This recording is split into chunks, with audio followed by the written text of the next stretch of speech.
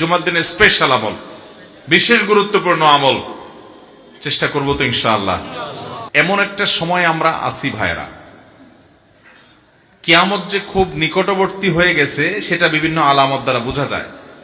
নবী করিম সাল্লাল্লাহু আলাইহি সাল্লাম কিয়ামতের শতাধিক আলামতের কথা বিভিন্ন হাদিসে বলেছেন। সৌদি আরবের প্রখ্যাত আলেমদ্বীন ডক্টর মোহাম্মদ আল আরিফি তার একটা বইয়ে তিনি 141টা আলামতের বিবরণ তুলে ধরেছেন, বিস্তারিত বিবরণ তুলে ধরেছেন। এর ভিতরে 131টা হলো কিয়ামতের ছোট আলামত আর 10টা হলো বড় আলামত। কিয়ামতের বড় আলামত আর ছোট আলামত চিনেননি আপনারা? কিয়ামতের ছোট আলামত বলা হয় ওইগুলোকে যেগুলো কিয়ামতের অনেক আগে থেকে দেখা যায়, অনেক আগে থেকে দেখা যায়। আর কিয়ামতের বড় আলামত বলা হয় যেগুলো কিয়ামতের একেবারে শেষ মুহূর্তে গিয়ে দেখা দিবে, যেগুলো দেখা দিবে পটপট করে, এরপরে কিয়ামত হয়ে যাবে, ওইগুলোকে বলে বড় আলামত। কথা কি বুঝাতে পারছি? তাহলে কিয়ামতের ছোট আলামত কোনগুলা? যেগুলো কিয়ামতের অনেক শত শত বছর আগে থেকে দেখা দিচ্ছে। যেমন এখনো কিয়ামতের অনেক আলামত দেখা দিছে না, দেয় নাই? পোলাপান বেশিরভাগই বাপমার অবাধ্য, এটা কিয়ামতের আলামত, যে সন্তানরা বাপমার কি হয়ে যাবে? অবাধ্য হয়ে যাবে। ছোট লোক, টোকাই, রংবাজ, অশিক্ষিত, মূর্খ, সন্ত্রাসী, চাঁদাবাজ, খারাপ মানুষ, এরাই বড় বড় নেতা হবে। হয়েছে না হয় নাই? ভদ্রলোক, সম্ভ্রান্ত, আমলি, ভালো মানুষ, এদের কোনো বেইল থাকবে না। হয়েছে না হয় নাই? কিয়ামতের আগে 131টা এরকম আলামতের কথা মোহাম্মদ আল আরিফি হাফিজাহুল্লাহ তার বইয়ে লিখেছেন। এগুলোর মধ্যে বেশিরভাগ আলামতই ইতিমধ্যে দেখা গেছে, এগুলো প্রকাশিত হয়ে গেছে। নবী সাল্লাল্লাহু আলাইহি ওয়াসাল্লাম বলেছেন, রিআ আশ-শা'i ইয়াতাতাওয়ালুনা ফিল বুনিয়ান ওয়া আনতারাল হুফাতাল উরাতাল আলাতা রিআ আশ-শা'i ইয়াতাতাওয়ালুনা ফিল বুনিয়ান।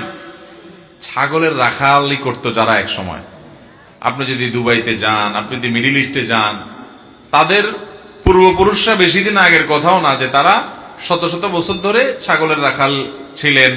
এটা কোনো দোষের না, ছাগল রাখাল, নবীরা ছাগলের রাখাল ছিলেন। এটা বাস্তবতা বোঝানোর উদ্দেশ্য যে তাদের জীবন জীবিকা এভাবে নির্বাহ করতেন তারা। কিন্তু এখন ইয়াতাতাওয়ালুনা ফিল বুনিয়ান, তারাই এখন বিশাল বড় বড় দালান কোঠা নির্মাণ করতেছে। হয়েছে না হয় নাই? আপনার বুর্জ খলিফা, বুর্জ দুবাই, বড় বড় টাওয়ার, বিশ্বের উঁচু উঁচু টাওয়ার তা নির্মাণ করছে কি করছে না? তো নবী সাল্লাল্লাহু আলাইহি ওয়াসাল্লাম কিয়ামতের যে আলামতগুলোর কথা বলেছেন, এই আলামতগুলোর বেশিরভাগই প্রকাশ পেয়ে গেছে। হ্যাঁ, বড় আলামত যেগুলো 10টা, সেগুলোর একটা এখনো প্রকাশ পায় নাই, ওইগুলো আসবে, ওইগুলো সবগুলাই প্রকাশিত হবে এবং কিয়ামতের আগে একটা একটা করে হবে। 3টা বড় বড় ভূমিকম্প হবে, আগুন বের হবে, সূর্য পশ্চিম দিক থেকে উঠবে, ঈসা আলাইহিস সালাম নাজিল হবে, ইমাম মাহদি আসবে, দাজ্জাল আসবে এবং পাহাড় ফেটে দাব্বাতুল আরদ নামক একটা প্রাণী আসবে। কিয়ামতের আগে এরকম বড় বড় 10টা আলামত ঘটবে ঠিক শেষ মুহূর্তে, কিন্তু কিয়ামতের ছোট আলামতগুলো অনেক আগে থেকে ঘটবে। আপনি যদি কিয়ামতের আলামতের হাদিসগুলো পড়েন তাহলে আপনি অবাক হয়ে যাবেন যে নবী সাল্লাল্লাহু আলাইহি সাল্লামের কথা সে 1450 বছর আগে বলেছেন, এখন সেগুলো কিভাবে একটা একটা করে ঘটে যাচ্ছে। আমাদের পরবর্তী প্রজন্ম প্রত্যেকে এভাবে দেখবে, যেগুলো বাকি আছে সেগুলোও ঘটবে, কারণ তিনি যা বলেছেন তার কোনো কিছুই মন থেকে বলেন নাই। ইন হুয়া ইল্লা ওয়াহয়ুন ইউহা মা ইয়ানতিকু আনিল হাওয়া। রাসূল হাওয়া থেকে কিছু বলেন না। আমাদের দেশে কিছু লোক বের হয়েছে যারা হাদিস মানে না, যারা ডাইরেক্ট কোরআনের উপর আমল করতে চায়, আছে না নাই? এই ভাইরা বলে না রাসূলের ব্যক্তিগত কথা আমরা মানব না, আমরা শুধু কোরআন মানব, রাসূলের ব্যক্তিগত কোনো কথা নাই। ভাই, আল্লাহ তাআলা কোরআনে বলেছেন মা ইয়ানতিকু আনিল হাওয়া। আরবি যারা জানেন, আরবির একেবারে এই ক্লাসে, প্রথম ক্লাসে, দ্বিতীয় ক্লাসের যারা ছাত্র তারাও জানে, মা ইয়ানতিকু আনিল হাওয়ার মানে হলো নতকুন, মানে হলো কথা বলা। নবীর মুখ থেকে যত কথা উচ্চারিত হয় এর কোনোটাই তার প্রবৃত্তি থেকে হয় না। ইন হুয়া ইল্লা ওয়াহয়ুন ইউহা, যাই উচ্চারিত হয় সেটা ওহী, আল্লাহর পক্ষ থেকে উচ্চারণ করানো হয়। অতএব নবীজির সব হাদিস মানতে হবে কি হবে না?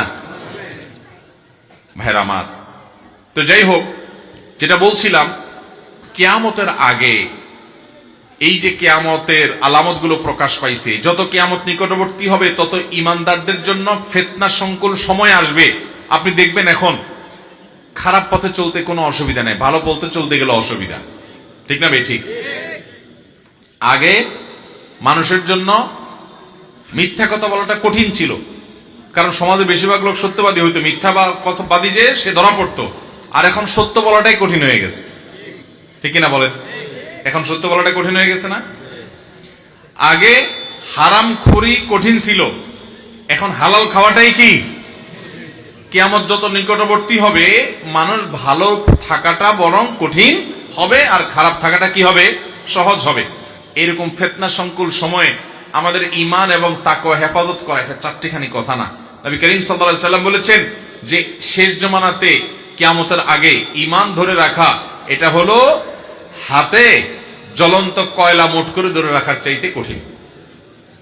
ওইটা যেরকম কঠিন কাজ, ঈমান রাখাটা সেরকম কঠিন কাজ। সেরকম সময় কিন্তু আমরা পার করতেছি এখন ভাইরা।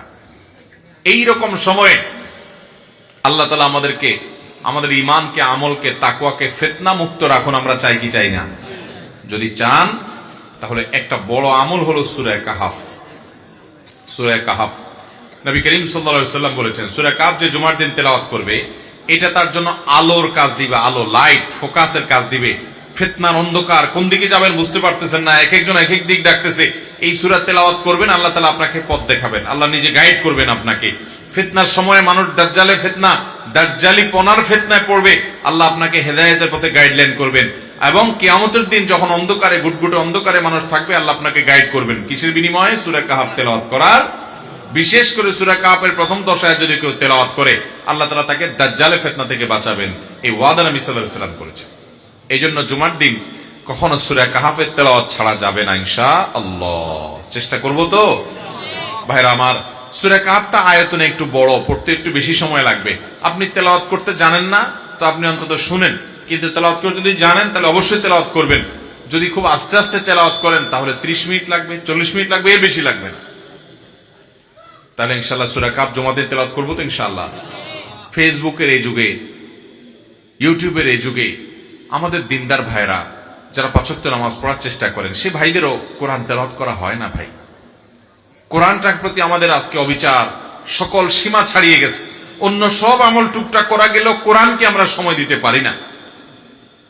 অথচ ওয়াকালা রাসূল ইয়া রাব্বি ইন্না কওমি ইত্তাখাযু হাযাল কুরআনা মাহজুরা। কিয়ামতের দিন কিন্তু আল্লাহর রাসূল আল্লাহর সামনে নালিশ করবেন যে আল্লাহ, আমার জাতি এই কোরআনকে তারা পরিত্যাগ করছে, পরিহার করছে, কোরআনকে তারা অ্যাভয়েড করেছিল, এই কোরআনকে তারা সময় দেয় নাই, এই কোরআনের কথা তারা শুনে নাই, মানে নাই, ঈমান আনে নাই। এই নালিশ নবীজি আল্লাহর কাছে করবেন কোরআন পরিত্যাগকারীদের বিরুদ্ধে। অতএব কোরআন পরিত্যাগ এটা ভয়াবহ অপরাধ। কিন্তু আজ মুসলিম মিল্লাত গোটা দুনিয়াতে দেখবেন যে কোরআন পড়ার সময় আমাদের হাতে নাই। এর অন্যতম কারণ হলো স্মার্টফোন। এটা আমাদেরকে এত এঙ্গেজ করে ফেলছে যে কোরআন তেলাওয়াত করার সময় আমাদের হাতে। তো সপ্তাহের অন্য দিন আপনি তেলাওয়াত করতে পারেন বা না পারেন, যতটুকু করেন বা না করেন,